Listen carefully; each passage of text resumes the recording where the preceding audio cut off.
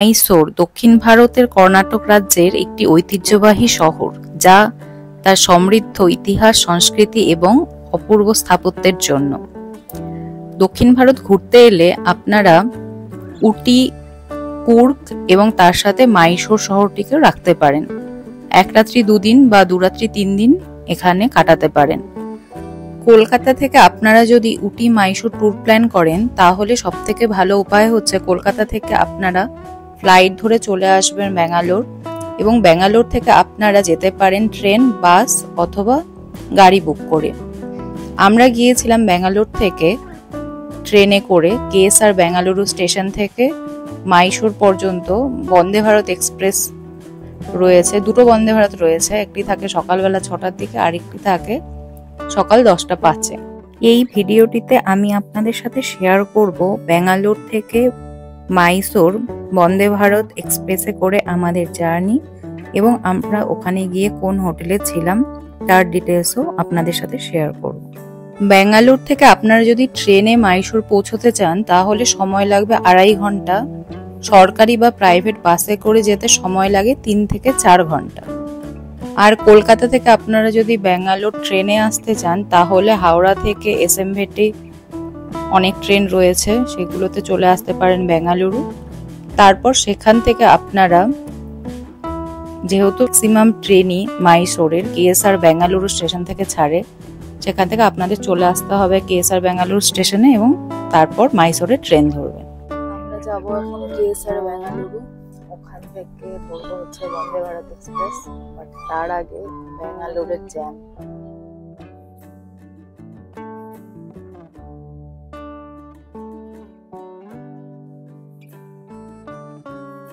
যেটা estimated time দেখাবে তার থেকে একটু সময় বেশি নিয়ে যাবেন, যাতে ট্রেনটা মিস না হয়। মাইসোর ভ্রমণের এই ভিডিও সিরিজে আমি আপনাদের সাথে শেয়ার করব আমরা কিভাবে মাইসোর গিয়েছি, মাইসোরে থেকে আমরা কি কি সাইট সিন করেছি, এবং মাইসোরে কোন হোটেলে আমরা ছিলাম। এছাড়াও এই মাইসোরে মাইসোর প্যালেস ছাড়াও আর কি কি প্যালেস রয়েছে, এবং মাইসোরে এমন কিছু কিছু মন্দির রয়েছে যেগুলো কিনা ওয়েল নোন নয়, সেরকম কিছু মন্দিরও আমি আপনাদের সাথে শেয়ার করব। আমরা মাইসোরে একদিন সাইট সিন করেছিলাম গাড়িতে করে, আর একদিন করেছিলাম কিন্তু অটো করে। এখানে কিন্তু অটোতে সাইট সিন করা বা অটোতে পুরো শহরটাকে ঘুরে দেখা একটা ঐতিহ্য, মাইসোর অটো রাইড। তো আমি আপনাদের সাথে সেই গাড়ির দাদার নাম্বার, অটো দাদার নাম্বার সবই আপনাদের সাথে শেয়ার করব। আপনারা চাইলে ওনাদের সাথে কন্ট্যাক্ট করে নিতে পারেন। এছাড়াও এখানে উবার, অটো খুবই অ্যাভেলেবেল, সেগুলো আপনারা বুক করে নিতে পারেন। এই সমস্ত কিছু নিয়ে মাইসোরের ভিডিও সিরিজটি আসতে চলেছে আমার চ্যানেলে, তাই আপডেট পেতে কিন্তু চ্যানেলটি অবশ্যই আপনাদের সাবস্ক্রাইব করতে হবে, আর সাথে বেল আইকনটি প্রেস করে দিতে হবে, যাতে আমি ভিডিও আপলোড করার সাথে সাথে আপনারা নোটিফিকেশন পেয়ে যান। ঠিক আছে, এবার চলুন আজকের ভিডিওটি স্টার্ট করা যাক, এবং আমরা চলুন দেখি কি করে পৌঁছতে পারি মাইসোর স্টেশনে, এবং তারপর আপনাদের সাথে শেয়ার করব আমাদের হোটেলের রুম ট্যুর। আমরা আছি এখন 1 নম্বর প্ল্যাটফর্মে, তো যাচ্ছি 7 নম্বরে। তো এই প্ল্যাটফর্মটা একদম এন্ডে, এই এসকেলেটর তো নয়, মানে এই ট্রলি নিয়ে যেতে পারবেন, এই জায়গাতে আছে। তো চলুন যাই 7 নম্বর প্ল্যাটফর্মে। তারপর আমাদের ট্রেন রয়েছে 10টা 5-এ, কিন্তু লিফটও আছে, আমরা খেয়াল করিনি বলে এটা দিয়ে এসেছি। যাই হোক, স্টেশনটা বেশ পরিষ্কার চারদিক। এই জায়গাটা একটু কনফিউজিং, ওখানে 8 নাম্বার লেখা রয়েছে, এখানে 9, 10 সোজা, তাহলে এটাই 7 হবে, ধরে নিয়ে যাচ্ছি। এই কেএসআর বেঙ্গালুরু স্টেশনে 2টো এন্ট্রি গেট আছে, ফ্রন্ট আর ব্যাক। আমরা তো দেখলেন যে ফ্রন্ট গেট দিয়ে ঢুকলাম, কিন্তু এই 7 নাম্বার প্ল্যাটফর্মে আসতে গেলে ব্যাক গেট দিয়ে এলে এতটা হাঁটতে হতো না। এই যে এটা হচ্ছে এন্ট্রি ব্যাক গেটের। আমাদের অ্যাকচুয়ালি জানা ছিল না, তাই ড্রাইভারকে বলতে পারিনি।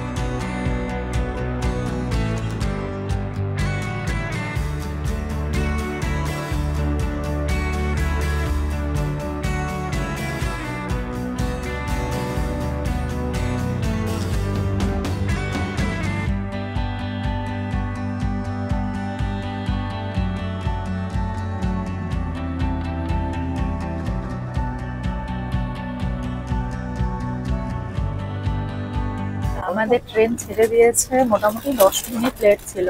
10:05 রাইট টাইম ছিল, 10:15 ছাড়লো। আর এই ট্রেনটি আসে হচ্ছে চেন্নাই থেকে, যাবে মাইসোর পর্যন্ত। ম্যাক্সিমাম লোকই ব্যাঙ্গালোরে নেমে যায়, তাই টিকিটের অ্যাভেলেবিলিটিটা থাকে সবসময়। আমরা কাল রাতে টিকিট করেছিলাম, তখনও ওই 3-4টার মতো টিকিট অ্যাভেলেবেল ছিল।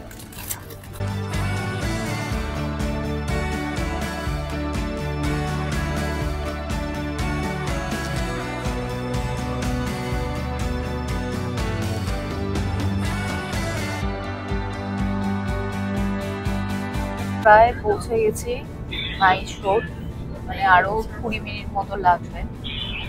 তো বন্দে ভারতে আপনাদের খাবার যদি আপনাদের বুক করা থাকে খাবার দেবে, আমরা করিনি। কেন করিনি ওর পরে বলছি।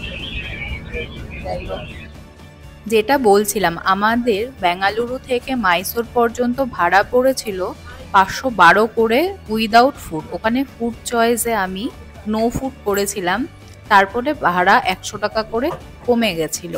কারণ এটা যেহেতু 10:05 স্টার্ট করছে ট্রেনটা এবং 12:30টার মধ্যে পৌঁছে যাচ্ছে, তাই ওরা ট্রেনে ব্রেকফাস্ট প্রোভাইড করে, আর ব্রেকফাস্টের দাম নেয় 100 টাকা করে।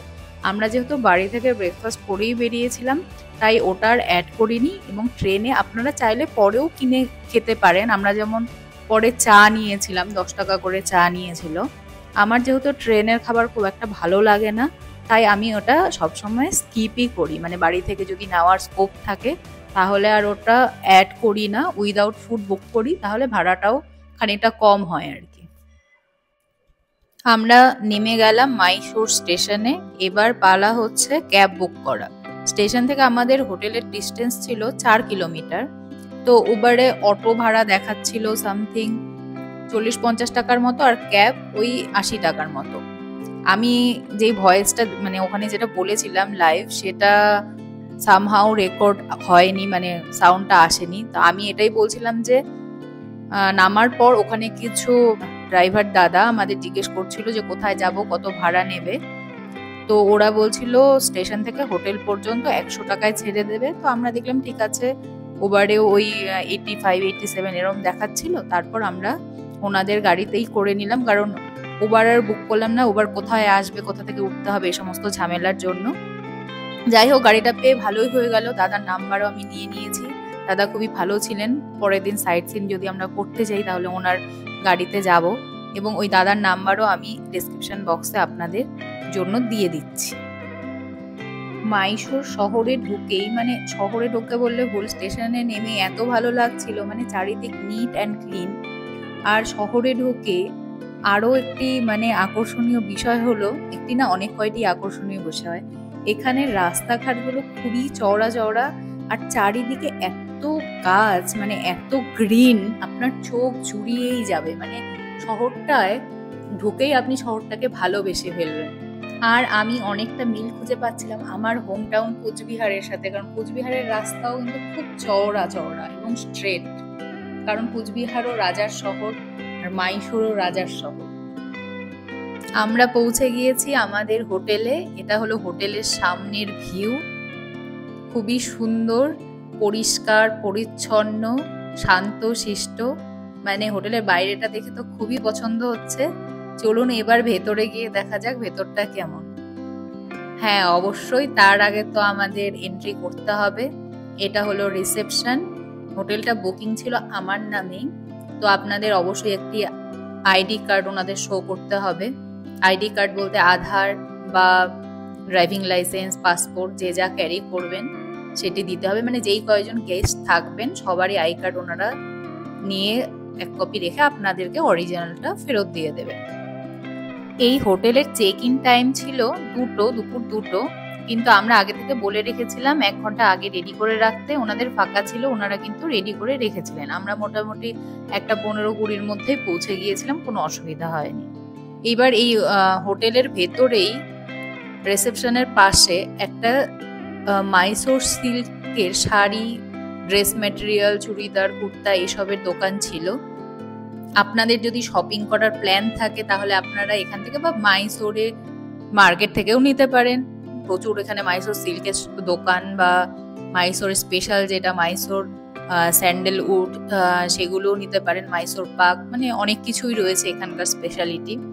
আর এখানে হোটেলে যেই দাদা আমাদের ব্যাগ নিয়ে যাচ্ছিলেন আর কি, ওই দাদার সাথে কথা হচ্ছিল। ওই দাদা ছিলেন বাঙালি, বাঁকুড়া থেকে। তো সেটাই কথা বলছিলাম। এখানে রেস্টুরেন্টে বা এই হোটেলে কিন্তু বেশ কয়েকজন বাঙালি স্টাফও রয়েছে, তাদের সাথে আলাপ হলো, খুবই ভালো লাগলো। মানে বাংলার বাইরে গিয়ে বাঙালি পেলে অবশ্যই খুবই ভালো লাগে।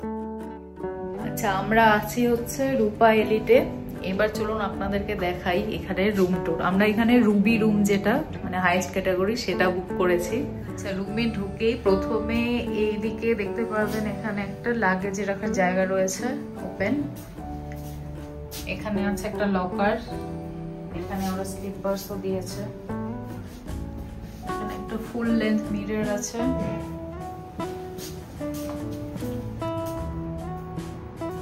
দেন এই হলো বেড,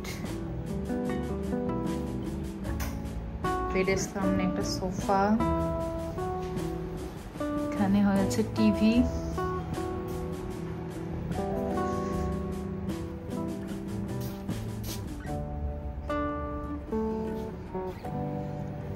এখানে রয়েছে ছোট্ট একটা ডাইনিং টেবিল। আর এখানে যেই সমস্ত জিনিসগুলো থাকে, ইলেকট্রিক কেটেল, চা বানানোর জিনিস। এখানে একটা ছোট রেফ্রিজারেটর রয়েছে। এবার চলুন দেখি ওয়াশরুমটা। এই হলো ওয়াশরুম, মোটামুটি বড়ই আছে। আর এখানে আছে ব্যালকনি, যদিও ব্যালকনি পুরো ব্লকড, এখান থেকে কিছু দেখতে পারবেন না।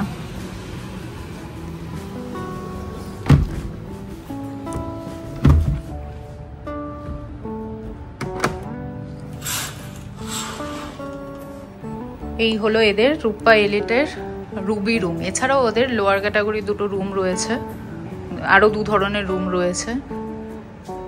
আরেকটাতে মনে হয় 2টো করে বেড, আর এটা একটাই আপনার কিং সাইজ বেড পেয়ে যাবেন। আচ্ছা, আমরা যেই রুম বুক করেছি তার থেকে এটা হচ্ছে আরেকটা ক্যাটাগরির রুম, যদিও ওখানে মানে ক্লিন নয়, কেউ থেকে গেছে। জাস্ট আপনাদের রুমটা দেখানোর জন্য আমি ভিডিওটা করছি। এটা মানে একটু কম প্রাইসেই পাওয়া যেত আর কি। তো আমরা হাইয়েস্টটা বুক করেছি, বুঝতে পারিনি যে হাইয়েস্টের থেকে লোয়ারের ভিউটা ভালো আর কি। এখানে ব্যালকনি থেকে ভিউটা কিন্তু খুব সুন্দর। আর তাছাড়া এখানে আপনার 2টো বেড পেয়ে যাচ্ছেন, মানে আরামে এখানে 4 জন থাকা যাবে আর কি। তো এই রুমটার প্রাইস খুব সম্ভবত নয়, এই রুমটার প্রাইস আপনারা চেক করে দেখবেন গোয়াইবি বা মেঘপাই ট্রিপে 3000 টাকার মধ্যে পেয়ে যাবেন। আমাদের ওটা 4000 করে পড়েছে। তো এখানে কিন্তু আরামে 4 জন থেকে যেতে পারবেন এই 3000 টাকার রুমে। খুবই ভালো, পরিষ্কার এবং ভিউও রয়েছে। খালি ডিফারেন্সটা এটাই, ওখানে আলাদা করে একটা ওই যে লাগেজ রাখার জায়গাটা আলাদা করে আছে, আর এখানে জাস্ট একটা আলমারি সাইডে দিয়ে দিয়েছে। আর এখানে রয়েছে ওয়াশরুমটা, এইখানে আলমারি। এই ছিল আমার আজকের video, Bangalore to Mysore journey এবং মাইসোরে আমাদের হোটেলের একটি রুম ট্যুর। এরপর কিন্তু আসতে চলেছে বাকি ভিডিওগুলো, মাইসোরে আমরা কি কি দেখেছি এবং মাইসোরে স্পেশাল কিছু অথেন্টিক ফুড রিভিউ আমি দেব। মানে কোথায় কোথায় আপনাকে যেতেই হবে মাইসোর এলে, না হলে কিন্তু খুব মিস করবেন।